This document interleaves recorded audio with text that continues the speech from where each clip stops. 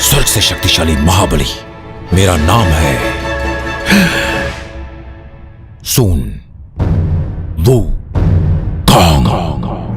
सो ghost rider के बारे में तो मैंने बहुत सारी वीडियोस में बात कर रखी है एंड हम लोग अभी तक ये तो जान ही गए हैं कि गोस्ट राइडर कितना ज्यादा पावरफुल बीइंग है। लिटरली पूरे मार्वल यूनिवर्स में one of the most powerful beings में से एक है वो। बट क्या वो इतना स्ट्रॉन्ग है कि वो चाइनीज माइथोलॉजी के एक ऐसे बीइंग जो कि कई मायनों में पोजेस करता है गॉड लाइक पावर्स, उसको डिफीट कर सकता है? सो इसका आंसर जानने के लिए आपको इस वीडियो को एंड तक देखना होगा। And now let's start. So पहले अगर मैं बात करूं सन वुकोंग की, सन वुकोंग जिसको हम लोग मंकी किंग भी कहते हैं, ये एक माइथोलॉजिकल कैरेक्टर है जो कि बहुत ही ज्यादा क्लासिक नॉवेल्स में भी अपीयर हो चुका है। और अगर हम लोग उसकी कुछ पावर्स की बात करें तो उसमें सबसे पहली चीज आती है वो है इसके सुपर ह्यूमन फिजिकल कैरेक्टरिस्टिक्स। इसके पास गॉड लाइक स्ट्रेंथ है, सिर्फ अपने एक पंच से पूरे के पूरे मेटावर्स को डिस्ट्रॉय कर सकता है। गाइज यहाँ पे मैं यूनिवर्स या फिर मल्टीवर्स की बात नहीं कर रहा हूँ, मैं बात कर रहा हूँ मेटावर्स की, जो कि इन दोनों से काफी ज्यादा सुपीरियर है। इसके अलावा जो सन वुकोंग की स्पीड है वो इतनी ज्यादा है कि वो उसको ओमनी प्रेजेंट बना देती है। और गाइस सिर्फ इतना ही नहीं, अगर मैं आपको उसकी सारी पावर्स गिनाने बैठूं तो उसकी पावर्स बहुत ज्यादा है। जैसे कि उसके पास है एनर्जी और लाइट मैनिपुलेशन,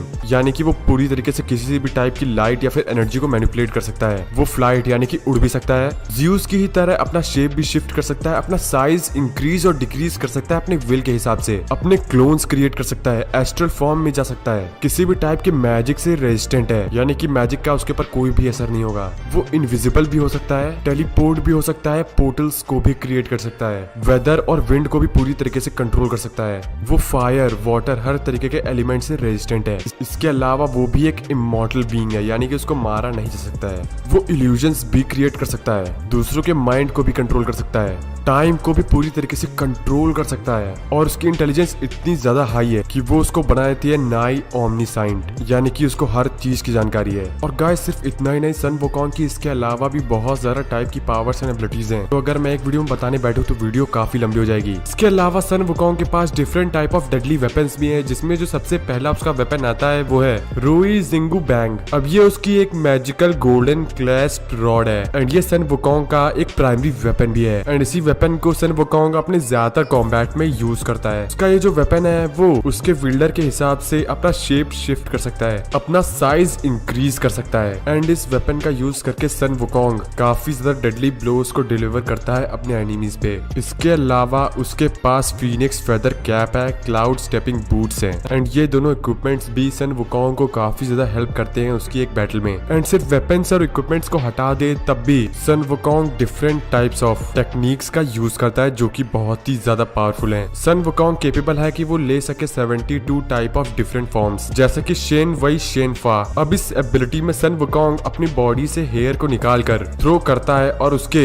वो जो हेयर है वो ट्रांसफॉर्म हो जाते हैं different type of Sun Wukong के क्लोन्स में, जो कि इक्वली बहुत ही ज्यादा पावरफुल होते हैं। इसके अलावा सन वुकोंग कर सकता है लिम्ब मैनिपुलेशन, यानी कि वो अपने बहुत सारे हाथ, पैर या फिर सिर को क्रिएट कर सकता है। इसके अलावा भी उसके पास बहुत सारे टाइप ऑफ डिफरेंट टेक्निक्स हैं जो कि बहुत ही ज्यादा डेडली। अगर मैं बात करूं गोस्ट राइडर की, तो स्पिरिट ऑफ वेंजेंस है, यानी कि ज़ेराथोस। वो जब अपने होस्ट को चुन लेता है तो उस होस्ट को दे देता है बहुत ज्यादा amount of powers and abilities, पूरी तरीके से सुपर नेचुरल पावर्स देता है वो। अब क्योंकि ज़ेराथोस एक डीमन लॉर्ड है तो उसकी ज्यादातर जो पावर्स होती हैं वो हेल फायर के अराउंड ही रिवॉल्व करती हैं एंड इसीलिए गोस्ट राइडर्स भी हेल फायर को पूरी तरीके से कंट्रोल और मैनिपुलेट कर सकते हैं, जैसे कि हेल फायर का यूज करके डिफरेंट टाइप ऑफ एक्सप्लोजंस करना, ब्लास्ट्स करना और भी बहुत सारी चीजें। एंड सिर्फ इतना ही नहीं, वो अपने व्हीकल्स को भी हेल फायर में चार्ज कर सकते हैं और अपने व्हीकल्स के साथ किसी भी डायमेंशन में किसी भी सरफेस पे बहुत इजीली ट्रेवल कर सकते हैं। एंड वो अपने व्हीकल्स की स्पीड को भी अपने हिसाब से कंट्रोल कर सकते हैं। वो हेलफायर का यूज करके different type of weapons create कर सकते हैं जो कि बहुत ही डेडली होते हैं। एंड अगर आप लोग सोच रहे हैं कि गोस्ट राइडर की जो पावर का पिटारा है वो यहीं पे खत्म हो जाता है तो आप लोग गलत सोच रहे हैं, बिकॉज गोस्ट राइडर के पास और भी बहुत डिफरेंट टाइप ऑफ पावर्स हैं। जैसे कि अगर मैं उसके फिजिकल एबिलिटीज को साइड में कर दूं, जैसे कि उसकी super natural strength, speed, agility and endurance, इन सबको अगर मैं साइड में भी कर दूं तभी भी गोस्ट राइडर के पास डिफरेंट टाइप ऑफ एबिलिटीज हैं। जैसे कि वो अपना साइज को मैनिपुलेट कर सकता है, बेसिकली वो अपने विल के हिसाब से ही अपने साइज को चेंज कर सकता है, डेड को रेज कर सकता है, यानी कि किसी मरे हुए बीइंग की सोल को दोबारा से रिजरेक्ट कर सकता है। हालांकि वो किसी को किसी की कॉन्शियसनेस तो वापस नहीं कर सकता, यानी कि एक नॉर्मल बीइंग तो नहीं बना सकता, बट येट उनको